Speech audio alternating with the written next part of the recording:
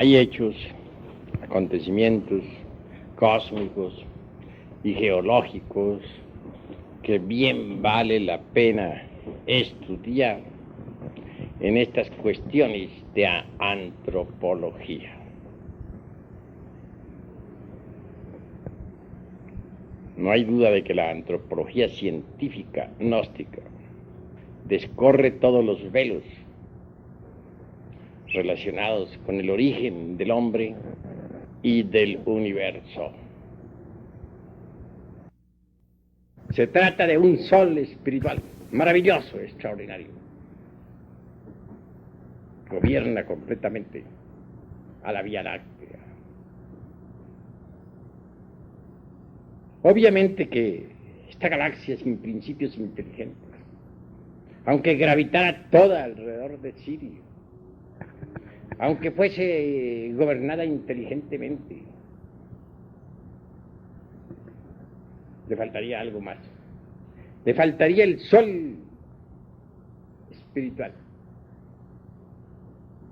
Le faltaría el sol polar, que es el fundamento mismo de todos sus principios inteligentes. Mas ahí no queda esta cuestión. Tenemos que ir más lejos. Ya Einstein dijo, el infinito tiende a un límite. También aseveró que el infinito era curvo. Y no hay duda de que existen muchos infinitos.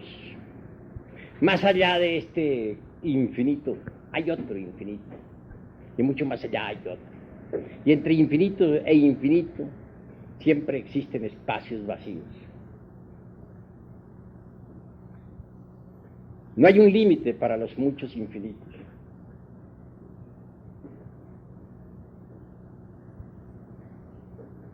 Nuestro infinito, el infinito que yo llamaría de Einstein, puesto que fue él mismo quien dijo, el infinito tiende a un límite. Tiene alrededor de 100.000 galaxias, con un promedio de 100.000 soles cada uno, y sus millones de mundos. Esto es lo que alcanza a percibirse con los telescopios. Mas en verdad que este infinito en el que vivimos nosotros necesita de principios soberanos, inteligentes, que lo coordinen para evitar en lo posible colisiones y fracasos de toda especie.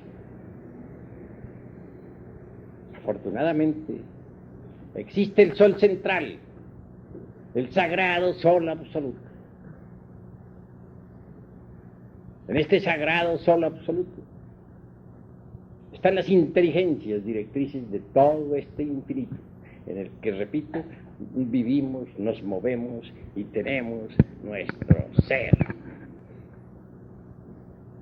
Sí, pues la inteligencia gobierna todo el cosmos, en lo infinitamente grande y en lo infinitamente pequeño, en el macrocosmos y en el microcosmos, en un sistema de mundos y en un panal de abejas o en un hormiguero. La inteligencia cósmica reside precisamente en cada partícula de esta gran creación.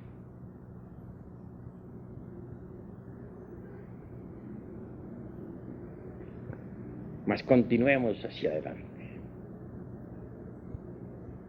Vivimos nosotros aquí, como ya dijimos, en un pequeño planeta del infinito universo. Un pequeño mundo que gira alrededor del séptimo sol de las Pléyades. Tiene su mecánica gobernada por principios inteligentes, pero ni los mismísimos geólogos que tanto han estudiado conocen la mecánica viviente de este planeta Tierra.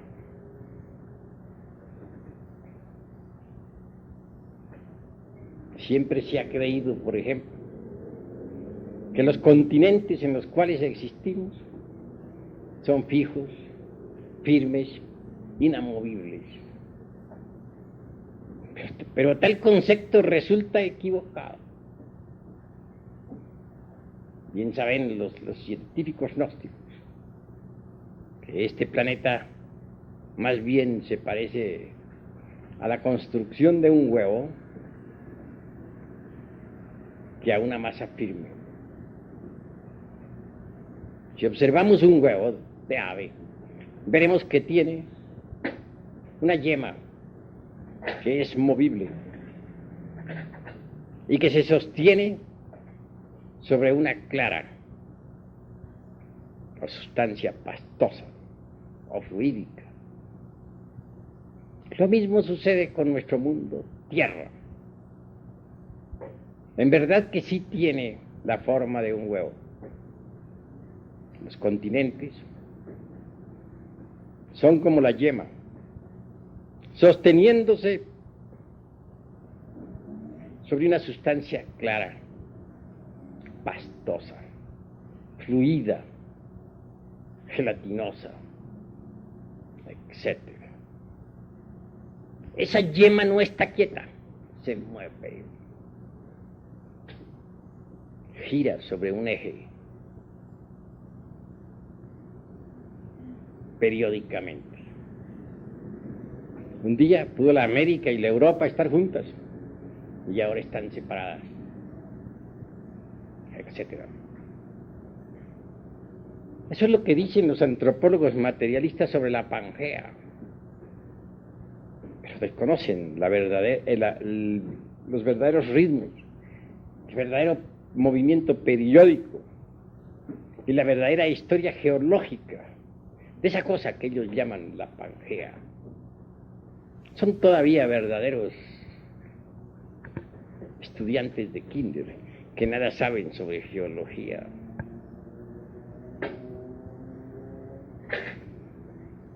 Prosiguiendo, diríamos que hay pruebas más que suficientes como para demostrar claramente el movimiento de las masas continentales.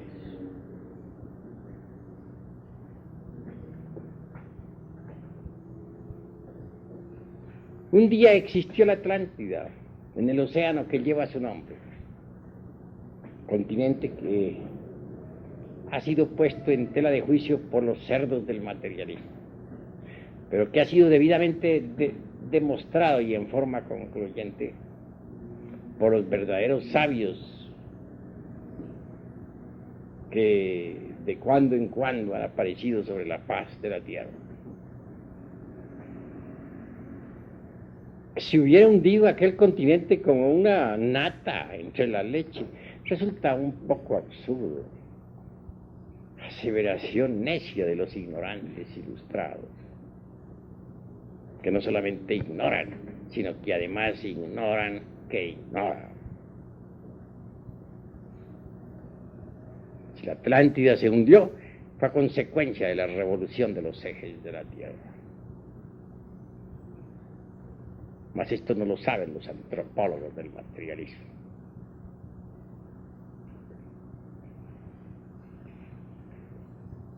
Esa catástrofe de la Atlántida dejó en mala situación a los actuales continentes. Observen ustedes las Américas y verán que del lado del Pacífico se inclinan como queriendo hundirse en el océano mientras se levantan del lado oriental. Es algo similar a lo que pasa con un barco. Nunca se hunde verticalmente, siempre del lado. La misma cordillera de los Andes se carga hacia el lado del Pacífico. Obsérvese luego la Europa. No hay duda de que por el Mediterráneo quiere hundirse, está más sumergida, más baja. Y todos esos países bajos están inclinados hacia el mar, hacia la profundidad. También vemos eso mismo en Alemania y en Rusia. Miremos nosotros, por último, al continente asiático. Está inclinado, como queriendo hundirse por el mar de las Indias. Así que los continentes quedaron averiados con la gran catástrofe atlántica, que desequilibró verdaderamente la formación geológica de nuestro mundo tierra. Hemos hablado mucho de soles y de catástrofes y de todo por el estilo. Los soles de Anáhuac es algo que nos invita a la reflexión. Los soles náhuatl son interesantísimos. El sol del fuego, el sol del aire, de las aguas, de la tierra. Marcan catástrofes cósmicas tremendas. Se dice que los hijos del primer sol que perecieron, devorados por los tigres. Claro está, los tigres de la sabiduría.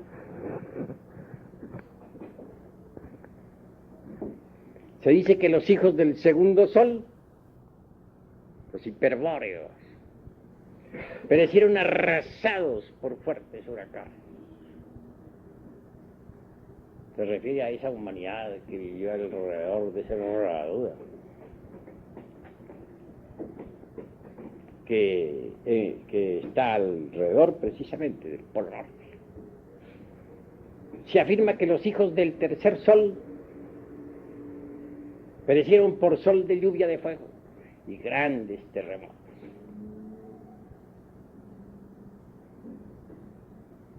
Los lemures, que los hijos del cuarto sol perecieron por las aguas, los atlantes, que los hijos del quinto sol, nosotros, las gentes de esta época, pereceremos por el fuego y los terremotos. Y así será, se cumplirá, dentro de muy poco tiempo. Que los hijos del sexto sol, de la futura tierra de la mañana, perecerán, pero también, aunque perezcan, sobre los soles náhuatl, pasaremos a un ciclo menor. Obviamente existe siempre una edad primaria, una edad secundaria, una edad terciaria y otra edad cuaternaria, etc. Mas no basaremos estas edades ahora en las 5 razas que han existido, no. Esta vez las fundamentaremos en algo distinto. Las fundamentaremos precisamente en ese movimiento de la yema que forma el huevo terrestre, ese movimiento geológico que se procesa periódicamente sobre su propio eje, el movimiento de continentes sobre esa sustancia pastosa, gelatinosa, ¿no? Desde ese punto podríamos hablar de edades primaria, secundaria, terciaria, cuaternaria, etc. De un eoceno, de un periodo primario pues, desconocido para las gentes. Eoceno, del Mioceno, del Plioceno. Sí, con otra clase de catástrofes, pero que también las hay. Con glaciaciones terribles. No lo negamos. La Atlántida marcaría entonces el final de la era terciaria. El final de la Atlántida, claro. Esa edad terciaria fue bellísima por sus edenes deliciosos, por sus grandes paraísos.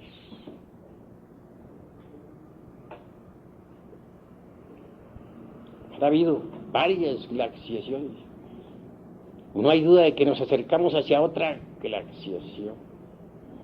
Hay catástrofes que son producidas por la revolución de los ejes de la Tierra, por la verticalización del polo del mundo, o de los polos del mundo. Pero hay catástrofes que son producidas por el movimiento de los continentes. Entonces surgen terremotos y vienen glaciaciones. Se habla de unas 5 glaciaciones que se procesarían de acuerdo con los movimientos de los continentes. Pero debemos también saber que ha habido glaciaciones producidas por la verticalización de los polos de la Tierra. Son múltiples, pues, las catástrofes y las glaciaciones. Eso es oh. Si dijéramos que el hombre no existió en las épocas del Mioceno, o del Plioceno, o del Eoceno, estaríamos aseverando algo falso. Y resulta curioso que a medida que las especies animales arcaicas se fueron desapareciendo, el hombre continúa existiendo. Estoy hablando de hombres, tal vez en un sentido meramente convencional, pues ya sabemos nosotros que el animal intelectual no es el verdadero hombre, pero en alguna forma tenemos que hablar. Eso es obvio.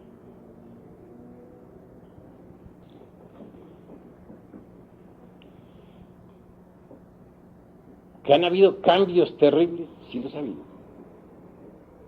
Pensemos nosotros, por ejemplo, en esa raza humana que surgiera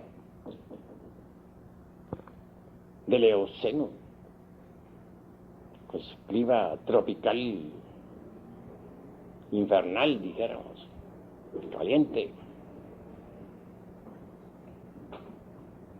En esa raza que se desarrollara y desenvolviera durante el Oligoceno, con su temperatura media, y por último en esa raza del Mioceno, fría, temperaturas que se acercaron hasta la última glaciación.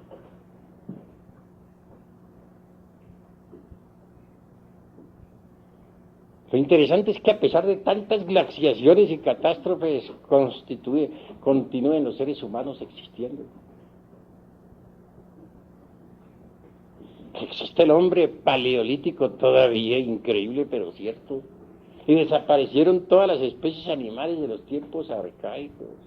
Los enormes reptiles del Mesozoico.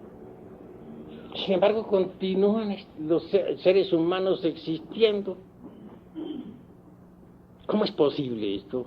¿Cómo es posible que todas las criaturas arcaicas hayan muerto y que el ser humano todavía siga vivo?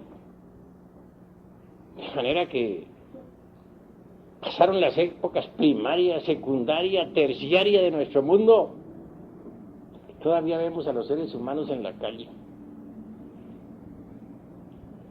Esto nos da autoridad más suficiente como para decirle al señor Darwin y a Mr. Huxley y al señor Haeckel, que tanto daño hizo a la humanidad con sus teorías materialistas, que el ser humano existió desde mucho antes de la época paleolítica. Dije algo en la pasada cátedra sobre el ombligo del universo, sobre el Omeyocan. Lo comparé como al germen, y así es, del cual nació este planeta Tierra. Pues claro que el Omeyocan se desenvolvió en varias dimensiones antes de que el planeta Tierra pudiera existir físicamente. Quiero decir que en el Omeyocan, el ombligo del mundo, se gestó el planeta Tierra, que pasó por varios periodos de actividad en diversas dimensiones, antes de cristalizar en la forma física actual. Es obvio que el ser humano como semilla se desenvolvió desde el Omeyoca, y fue cristalizando poco a poco a través de diversas dimensiones hasta tomar la forma física en la época polar.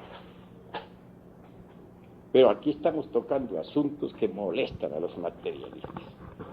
Ellos dicen que no creen sino en lo que ven. Sin embargo, creen en todas sus utopías. Andan buscando a nombre primordial entre las capas subterráneas de la época cuaternaria. Inventan cada día más y más teorías en las que creen. No las han visto, pero creen. Entonces están diciendo mentiras, están creyendo en lo que no ven. Son unos falsarios. Eso es obvio. Están asegurando falsedades, diciendo que no creen sino en lo que ven y creen en un poco de conjeturas, de hipótesis que no han sido comprobadas jamás. Nunca. Nosotros podemos comprobar lo que decimos. Tenemos sistemas de investigación a través de las técnicas más difíciles de la meditación, mediante las cuales desarrollamos determinadas facultades, tales como, por ejemplo, el tipo de la intuición más elevada, llamado Prajna Paramita, que nos permite de verdad estudiar los registros akáshicos de la naturaleza. En esos registros está toda la historia de la Tierra y de sus razas. Y si los cerdos del materialismo dejan su posición fanática y se resuelven a entrar en las disciplinas de la gnosis, pueden desarrollar tales facultades, mediante las cuales les será asequible a ellos la historia de la Tierra y de sus razas. Así que, mis estimables amigos, vale la pena que reflexionemos profundamente en todas estas cuestiones. La hora ha llegado en que cada uno de nosotros reflexione sobre sí mismo y sobre el universo. El hombre existe sobre la Tierra mucho más allá de la edad primaria.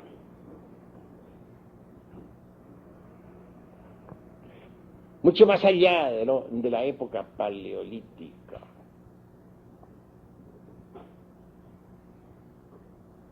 Y repito, nos da derecho a afirmar esto. El mismo hecho concreto de que sigamos existiendo a pesar de que todos los animales, todas las criaturas de los tiempos arcaicos desaparecieron ya en su mayoría.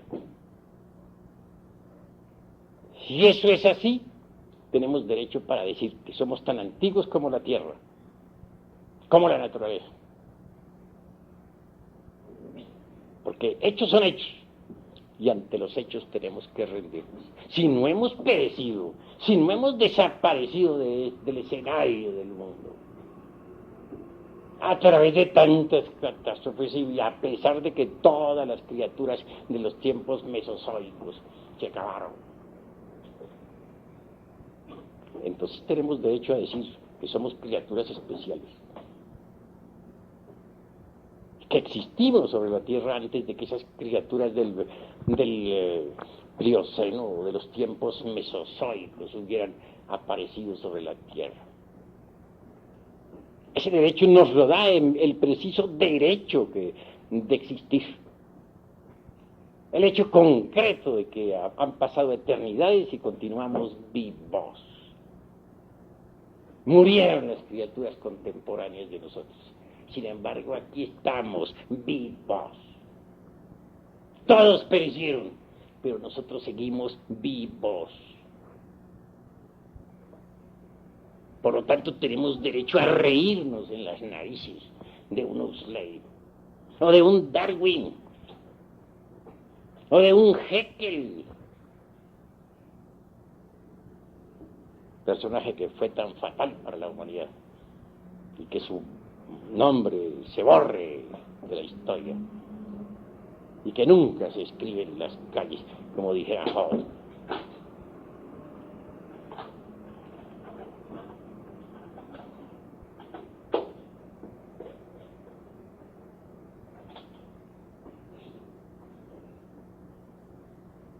Los distintos escenarios en los que se ha desenvuelto esta humanidad merecen ser tenidos en cuenta.